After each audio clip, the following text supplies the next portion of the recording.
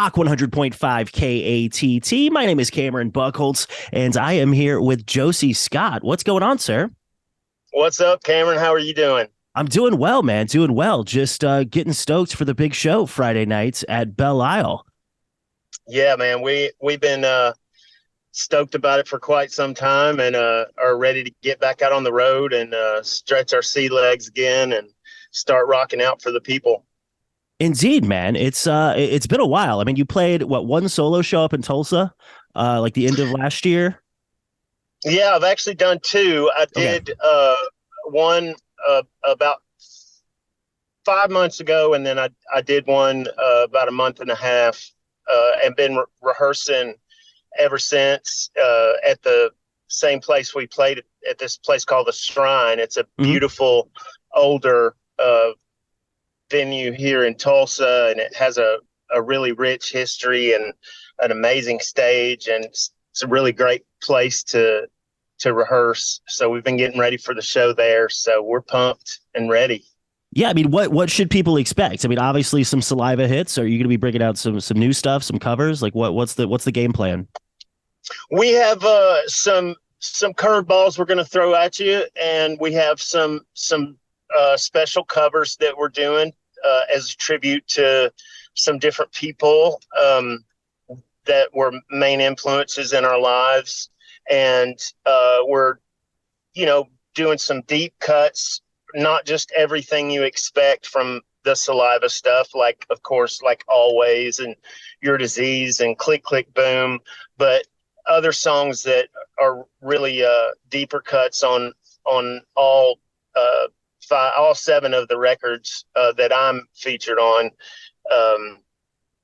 with, like I said, some really interesting, what we think is interesting little curveballs as well. And we're going to do one of my favorite songs is Hero from the Spider-Man soundtrack.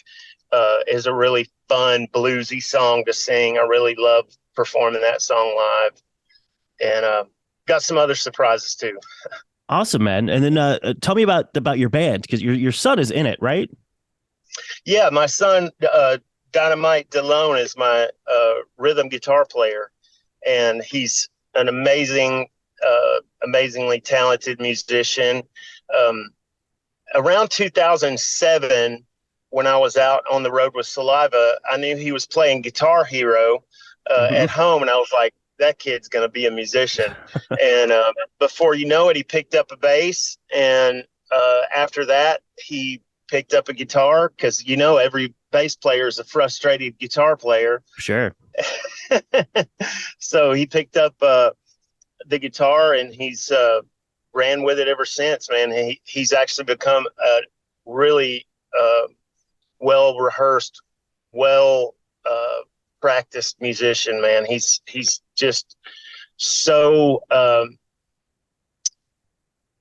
he gets my thing, that Memphis bounce that we've always had in the Saliva stuff, and that's always been in my playbook.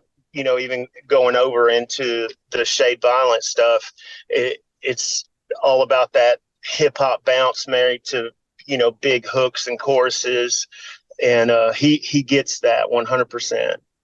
Gotcha. And what about the rest of the guys? Are they Tulsa dudes or? Yeah, man, we have an incredible drummer. His name is Justin Barber, and I found him in a couple of bands playing here around town. An amazingly talented young drummer, and a lead guitar player named Ben Hoffman. He's a great guitar player, a great lead player, wonderful tribute to Wayne Swinny. And we have our bass player is a guy called Nine, who's in a couple of bands here around Tulsa, who's just an absolute rock star, in my opinion. Nice, man. Well, and how exactly did you wind up in Tulsa? Because you've been in Claremore, I guess, right? For Yeah. a better part of what, 10 years now, maybe? Yeah, I've been here for almost 7 years. Okay. And I've been in and out of the Tulsa area ever since 2003. I met my wife here at a show at a place called the Voodoo Room. Okay. In Tulsa at a show on May 29th, 2003. And then 1 year later, we got married at Elvis's house and at Graceland in Memphis on May 29th, 2004. Well, happy early 20th anniversary. Well, thank you. Thank you very much. We've been together for almost 19 years and have 3 beautiful children together. And it's been amazing, man. Nice. And so what was kind of the move to decide to leave Memphis? Because, I mean, you know, what I know about you is, for lack of a better term, Memphis is fuck. So it must have been a little weird leaving your hometown, man. Well, you know, I think there were so many things, you know, that I didn't want to leave there in Memphis. But there was just so many things that I wanted to come to here in Tulsa. You know, my wife's family lives here, and I have 2 stepchildren with Dynamite DeLone and his sister Brittany, and you know, we wanted to be closer to them. And you know, it's like it's sort of like the little town, the little community we live in outside of Tulsa is almost like, it's kind of like a Mayberry type situation. It's almost like 1984 came here and just never left. Sure. I love it. And it's, you know, it's a lot safer with the crazy days we're living in. You know, we have small children and we want to live in a really safe, secure neighborhood. And, you know, Oklahoma was just a better fit for us. And I'm sure you had spent plenty of time here in Oklahoma playing shows and stuff, being, you know, basically right down I-40. Do you remember some of the early, I mean, did Blackbone ever play here? Or did you play here for the first time with Saliva? That's a good question. No, I was telling my wife the other day, we played our first show in Oklahoma City with Blackbone, actually, back in 1993. And we came back in 94. And we were, I don't know how in the world we afforded to tour as much as we did, but somehow back in the day, we just pulled our money together and somehow figured out gas money, and we made it from show to show to show. So if anybody ever wonders if we paid our dues, we certainly did in the Blackbone days. I call it the boot camp for Saliva. Blackbone was definitely boot camp. Nice, man. And is there any specific like Oklahoma City show memories that stick out to you? Well, I remember that the girls were always really, really friendly and kind, and we certainly remember the Oklahoma City bombing that took place. That was a big you know, sad event in everybody's life. And I certainly remember, you know, just remembering exactly where I was when that took place. And I remember my guitar player at the time calling me and going, "Oh my gosh, man, we were just, you know, we were just there." And then ironically, years later, we were together in Saliva. Me and the same guitar player were together back when we shared hotel rooms, and I was in the shower the morning of September 11th, getting ready for the Godsmack tour. We were about to go on tour with Godsmack, and I had just left New York City. I was just in New York City the night before at an Island Def Jam party. I remember because I got to meet Gwen Stefani, and I remember what a treat it was to get to meet her and how beautiful she was and how kind she was. And the next night that night we drove up to Maine.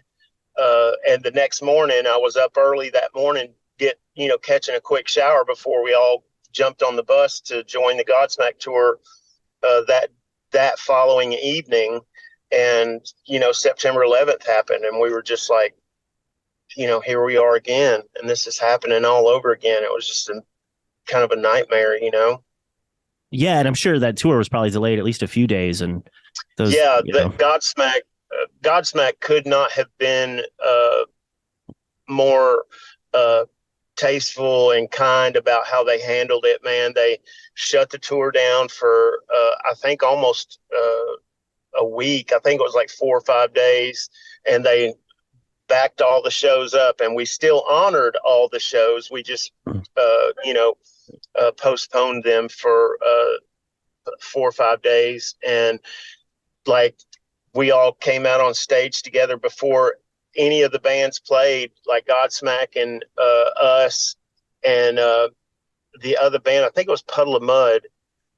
We came out on stage and like held hands, and they said like a prayer before the concert ever started. It was just really, really tasteful and honorable of Godsmack to handle it that way. And I remember, being on stage and seeing these big, tough rock and roll, heavy metal guys that I thought were some of the toughest men I'd ever met cry. I remember marking that in my mind and going, wow, this is something we're never, ever, none of us are ever going to forget.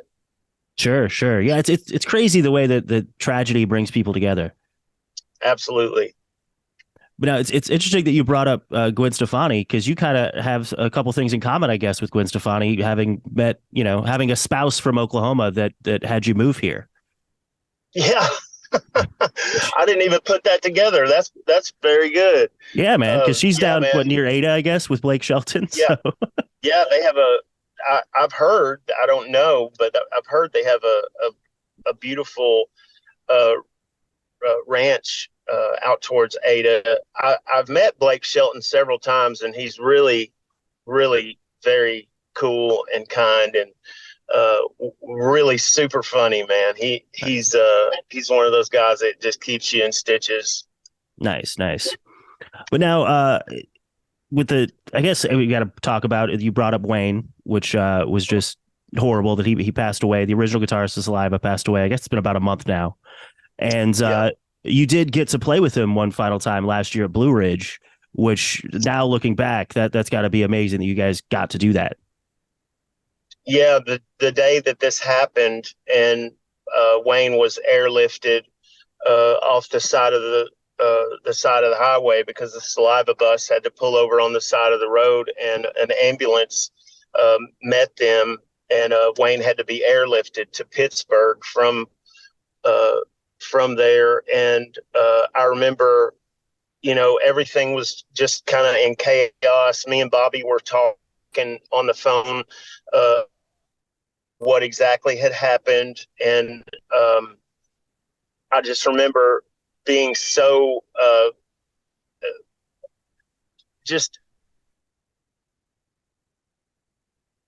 called my best friend Scott, who's worked with me for the last 30 years, and the first thing he said was, Josey, thank God for Blue Ridge, man. Just thank God for Blue Ridge.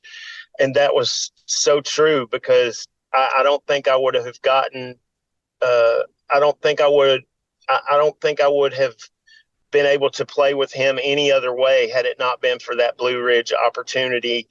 So I just thank God for that, that we were able to share the stage one last time and have that connection, that these wonderful songs have afforded us, that musical connection that me and him have always shared. We always called ourselves the Toxic Twins. We got that from Aerosmith. Sure. But back in the day, we certainly were the Toxic Twins, and thank God, that we were able to live to tell about it, but I'm just so thankful and grateful that I got to share that last moment with him, and got to do it in front of a wonderful outdoor show like Blue Ridge. All the fans were so excited to be there, and it was just amazing, man. It was a magical night. Gotcha. And what had been your relationship with Wayne the last few years? I mean, obviously you were on well enough terms to play that show, but beyond that, what kind of was the status? Just absolute brothers. I think there was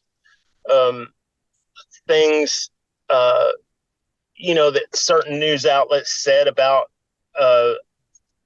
our relationship, that we said things about each other, or that there was some kind of tension between each of us. That was all blown out of proportion. We were always brothers, and I can show you text message after text message where we would talk in the middle of the night and check on each other, and always ended every text with "I love you, brother. I can't wait to see you again." The last text that we shared was talking about him. I said, "Will you come play some solos on my new stuff?" And he was like, "Yeah, of course I will, man." So we couldn't have been on better terms, and I'm Nice. thankful for that. That's good to hear. That's good to hear for sure, man. And then what are your thoughts on them going back out without Wayne, and I guess without any original Saliva members at this point? I mean, obviously this first tour kind of being in honor of Wayne makes sense, but do you know what their plan is going forward and how all that's going to shake out? I don't, but I'm very close with Bobby, and I know in my heart and in my soul that Bobby will do the honorable thing. He never hasn't done the honorable thing, and I just trust in his steering the ship at this point, and I know he's going to do the right thing, and I know it's all going to work out. It's all going to be great. Awesome, man. Well, before I let you go, I guess we got to find out a little bit of what the timeline is on your new music, because you're starting to play these shows, so it's got to be coming somewhat soon, right? Yeah. Well, I sort of, ever since this tragedy happened with Wayne Swinny, I've sort of put everything of mine on hold. I was literally, I was within 24 hours of going back into the studio and finishing up the first single and some other new music that I was working on. And this happened, and I just put everything with Shade Violent on lockdown, because I knew I had some shows coming up where I was going to go out and do some, Voice of Saliva shows as a tribute to those earlier songs. And after this happened, that just sort of turned into, one show turned into 5, and 5 turned into 10. And so I'm going to put that on hold for now, and I'm going to go out and sort of reintroduce myself to the fans with our good old classic rock lineup, and of all our older material. And I'm just going to go where the musical spirit takes me. I'm going to probably make my way around the U.S. and go over and do some shows in Europe under the Josey Scott Saliva flag or whatever. Mm-hmm. And then I'm going to come back home and take my time and do the Shade Violent record right. Nice. And so you have like a full, tour schedule all lines up? Because I think right now you've only got a few dates announced. Yeah, I have a few dates announced, but like I said, that it's starting to stack up really quickly, and I know how this movie ends, if you know what I mean. Sure. So I'm just prepared for the long ball. I'm prepared for the long haul, and being out there for a minute, and really getting to spend some time with the fans. And I want to take the time to honor Wayne. I want to take the time to, Bobby and the guys in Saliva are going to go out and honor Wayne's swan song and his last album that he recorded. And I'm going to go out there and honor the earlier stuff, the songs that we did back in the early 2000s and mid 2000s. And I'm going to listen to people, and I'm going to see how people feel, and listen to their emotions and how this has affected them. And I'm going to honor Wayne Swinny and just enjoy playing this music. These songs are so fun to play and so fun to sing. I think for a long time, I got into a really dark place there at the end of 2010. I was in such a mental and physical and spiritual hole. I was in a really dark place. And now that I've gotten healthier and gotten myself, more spiritually and physically and mentally intact, I can go back out there now and really just enjoy singing these songs for the people, because I believe music is medicine. The most popular thing I hear from the fans is how much this music has helped them through a rough time in their life, whether it be an abusive relationship or an abusive parent or whatever the case may be, that this music has helped them in some kind of way. And I could say the same thing. This music has helped me. It's been my saving grace. And I just want to go back out there and share that with the people before I hit them over the head with something brand new. Sure. No, that totally makes sense, man. Well, I super stoked for the show Friday night, and glad to see that you're doing so well and that you're getting back out there, man. I think it's going to be good. Thank you, man. Thank you for having me today too. Indeed. Yeah, absolutely. Appreciate the time. And just everybody go out to Belle Isle on Friday night and go see the Big Rock Show. Yes, sir. I'll see y'all at Belle Isle Live, baby.